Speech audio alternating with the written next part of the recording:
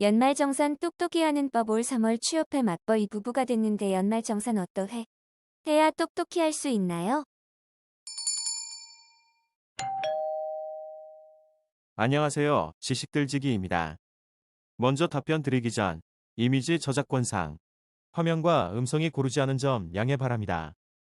영상을 끝까지 시청해 주시고 좋아요 한 번씩 눌러주세요. 영상을 만드는 사람에게 큰 힘이 됩니다. 답변 드리겠습니다. 맞벌이 부부의 연말정산 절세 포인트 1. 부양가족에 대한 기본공제는 급여가 많은 사람이 공제받는 것이 더 유리합니다. 자녀를 포함한 부양가족에 대한 기본공제는 1인당 100만 원으로 동일하며 소득세율은 소득금액이 많을수록 높은 세율이 적용되는 것이므로 높은 세율을 적용받는 사람이 소득공제를 받는 것이 상대적으로 세금 감소 효과가 더 크게 나타나는 것입니다. 이 남편의 급여가 더 많은 경우에는 6세 이하의 자녀에 대한 기본공제는 남편이 받는 것이 더 유리하나 6세 이하의 자녀를 위하여 지출한 보육비용과 학원 수강료가 연 50만 원 이하이거나 지출하지 아니한 경우에는 남편이 교육비 공제를 받지 않고 부인이 추가 공제를 받는 것이 더 유리할 수 있습니다. 맞벌이 부부에서 남편은 6세 이하의 자녀에 대한 추가 공제를 받을 수 없다. 6세 이하의 자녀에 대한 추가 공제는 독신 남성 5호 여성 근로자의 하나며 6세 이하의 자녀에 대한 추가 공제는 교육비 공제와 중복을 배제한다. 남자가 공제받으려면 이혼해야지롱. 이 경우에는 6세 이하의 자녀를 위하여 지출한 보육비용과 학원 수강료의 남편의 근로소득 한계세율을 곱하여 계산한 금액과 50만 원의 부인의 한계세율을 곱하여 계산한 금액을 비교하여 금액이 더 큰 쪽에서 공제받아야 할 것입니다.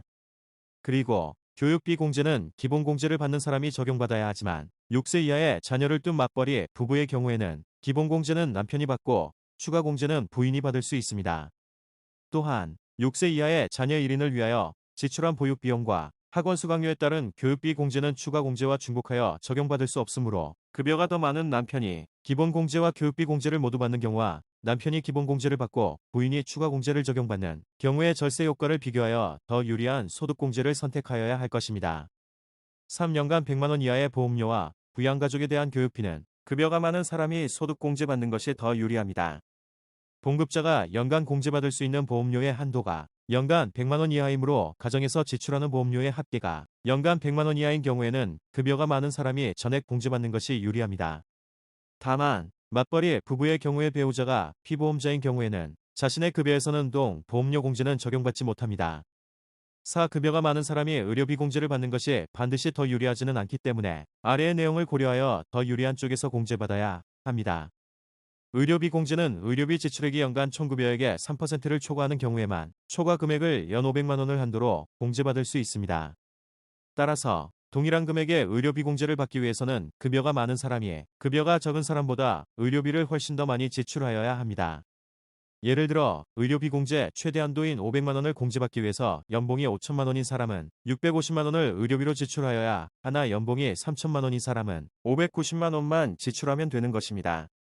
그러나 동일한 금액을 소득공제 받는 경우에는 더 높은 한계세율을 적용받는 사람이 절세 효과가 더 크게 나타나는 것이므로 맞벌이 부부의 경우에는 당해 연도에 가정에서 지출한 의료비 총액을 기준으로 각자가 의료비 공제 가능액을 계산한 후 자신의 한계세율을 곱하여 절세액을 계산하여 세금 절감 효과가 더 큰 쪽에서 의료비 공제를 받아야 할 것입니다.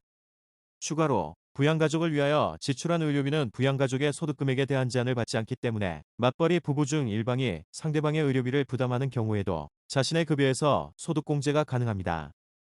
따라서 가정에서 지출한 의료비가 큰 금액이 아닌 경우에는 어느 일방이 전적으로 부담하여 말정산 시 의료비 공제를 받는 것이 더 유리합니다. 5. 가정의 지출은 최대한 신용카드로 결제하고 맞벌이 부부 중 어느 일방이 전적으로 부담하는 것이 더 유리합니다.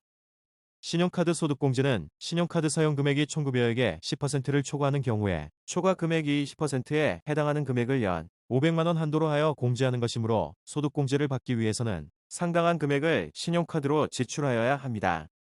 또한 일반 가정에서 통상 많이 지출하고 있는 각종 보험료, 연금보험료, 의료보험료, 각종 교육비, 국가 등에 납부하는 국세, 지방세와 전기료, 수도료, 전화료, 가스료, TV 시청료 등은 신용카드로 결제하더라도 소득공제 대상에서 제외됩니다.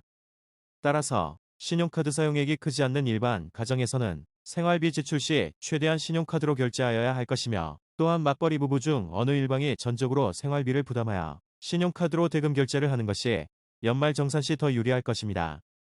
맞벌이인 경우 신용카드 사용액을 한쪽으로 몰아 공제액을 계산하면 안 됨. 3일 텍스에서 펑글 중 일부 수정했습니다. 지금까지 지식들지기였습니다. 다음 영상은 더욱 호기심 많은 질문들로 업데이트될 예정입니다. 구독하시면 일상생활에서 가끔 궁금한 질문들이 함께할 것입니다. 지식과 상식 얻어가세요. 감사합니다.